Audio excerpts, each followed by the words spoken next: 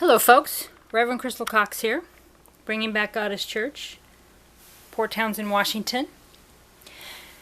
This is part of the series of the church Doctrine. This church is my church. I have many, I have many masters, I have many pastors, healers, everyone who's associated with my church. I don't speak for them. I've created this church 2014. I did my spiritual work and ministry and healing much before that. These series of videos, and I have this stuff written, I've talked about this stuff, but I'm doing a series of videos, obviously for those who are interested. I have the assumption that those who are not interested are not watching it. Comments are always shut off in all my videos. You can always email me at ReverendCrystalCox@gmail.com.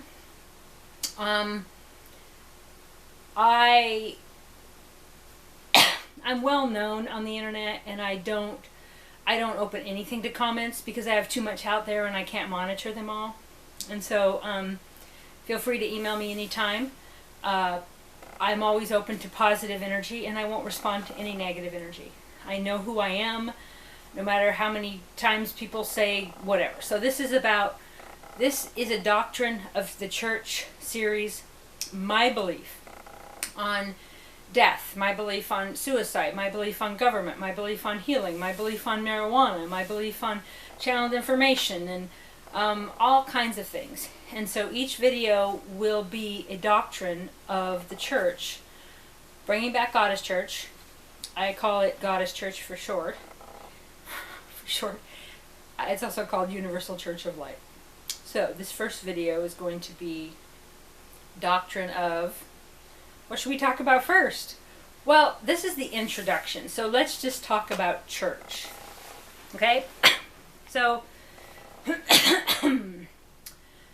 a lot of people wanted me to use the word sanctuary, because, people have all kinds of opinions on what you should do. I've had many businesses in my life, and as soon as you start a business, it's like, oh, you should do this, you should do that. When you start to do something on the internet, you get tons of people going, oh, you should do this, you should do that. They're not doing it, and they're not doing anything. They're not following their drive to what they want to do, but they feel like they want to tell you what you want to do. And so in that, I've got a lot of feedback on that I should use the word sanctuary, I should use the word temple, I should use any word but church, right? And we're taking back the word church, okay? The church removed the goddess. The church is not just for people who worship the one true God, and then each church has their own one true God. I don't believe in that, okay? This is an all-faith church. The really only guideline is live and let live, right? Whatever your belief is, you're welcome here. And I don't want you to convince me of your belief. I don't care. And I don't expect you to care about my belief, okay? It's live and let live. Do what you want to do. There'll be books and information for you to study and learn what you want to learn. You can meet with your people of like mind and be at peace and not be discriminated against. You can't preach, and you can't... This doctrine is what the church is about, yes, because it's my church. And this is my belief. However, I won't be preaching this to the people that come to different events. It's always live and let live. It doesn't matter if you're Catholic, Christian, Protestant, witch, Luciferian. It doesn't matter, okay? And some of you might get riled up at that word, but study that, the light, the God of light. I also believe that you are God, that I am God, that we are all creator gods, and that every thought creates our reality. Our belief creates our reality. So the church, in the name Goddess Church, is about bringing back the goddess. It is not about getting rid of men. It's about the feminine divine and the masculine divine. Okay, it's about equality. It's about whether you're rich or poor, the true essence of humanity. People using their money or their status that they were born into to be like, oh yes, so we're good people because we have this income, and we're not good people because we don't. This, using the word church with the word goddess, has riled up quite a few people over the years. Seems to be my specialty.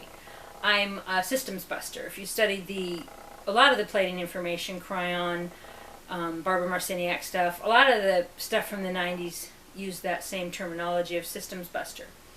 And that's what a lot of us light workers came here to do, to bust the old systems to make way for the new. It's taken a long time, right? But we're there, okay. So, the word church is a place to be, so to have family of light, to have people who have your back, to have people that care about you, people that, and that doesn't mean we're going to care about everybody, but we'll bring people together that will be able to have each other's back. And one of our healer, teacher, pastors, and co-founder of the church has the motto for the family of the church. It's a family of light. But it's also, we're not related to you, but you can relate to us. And having people to, like, go to court with people, go to the doctor. I don't believe in any of that system, but having someone to support them so they can get out of that system, you know. Like, for example, if you get cancer and you're homeless, you could get 100,000, few hundred thousand probably in help. What kind of help? Oh, okay. The doctors get it, the hospitals get it, the overbilling, overpaid. Then they throw you back out in the street, right? So we have people that would be there for you and with you. So creating real family outside of the system of greed and traditional church. So don't bring in millions and then not be able to help anybody. There's some we're not going to be able to help, and we're not going to try to help, because I believe, that people need to help themselves. And the first thing they need to do to help themselves is to change their thought. Okay? But you can't help yourself changing your thoughts and creating your reality from a place of survival. You can a little bit. It's really hard to get people to change their thoughts a little bit when they're trying to just, okay, get in the shade or get in the shelter, or, and I don't mean like a homeless shelter. I mean get in the woods in a shelter, get in a vehicle, or get back to the shelter, you know, walking around during the day, go get food, then you have to move from here to here, and then use this bathroom and this shower, and this place closes at this time. There's so much to actual survival that it is hard. You'd think that there's a lot of time to have your own thoughts. And living in a vehicle, there is that to a degree. However, when you're in a homeless shelter, there isn't, because it's constant other people's stuff. More on that another day. And when you live in a tent in a city environment, you don't have really, it's hard to change to positive thoughts too. A car, you have a little bit more room to shift that. Once you learn how to stay warm or how to stay cool, you have some time to have some thoughts. And so we help people to, these different doctrines digress, but we help people to change their thoughts. So even just a little bit. So if we can give them shelter, we can give them peace, and we can't do it for all people, right? So we can't do it to people who are physically violent. We can't do it to a certain sector of people, but in general, the doctrine of the church is about having a traditional type church, in a way, but what it's meant to be, and for all faith. And by what I meant to mean is being really actually giving people food, not necessarily just give, right? They have to, setting up a way where they can help themselves, setting a way for people to cook, for people to have a place to have privacy, people to read and hang out and talk to people and not be alone in the world. And so the word church is not just for, if you go to this church, we love you, and if you don't do exactly what we say by our doctrine, we'll shun you, we'll get rid of you, you're not worthy, you're not human, you're not important if you don't adhere to what our church and our one true God. So we're taking that one true God concept and making it about all religion, and making it about that you're the one true God. Teaching you your beliefs. What do you know? What do you like? What do you prefer? And not changing that or justifying who you want to be for anyone. So it's the church, but it's all of them. And some people are like, well, how could you be every denomination? Blah, blah, blah. Well, for myself, I'm a spiritual seeker, spiritual student, and spiritual teacher. My entire life, I've channeled information, I've connected with spirit, I've done psychic stuff.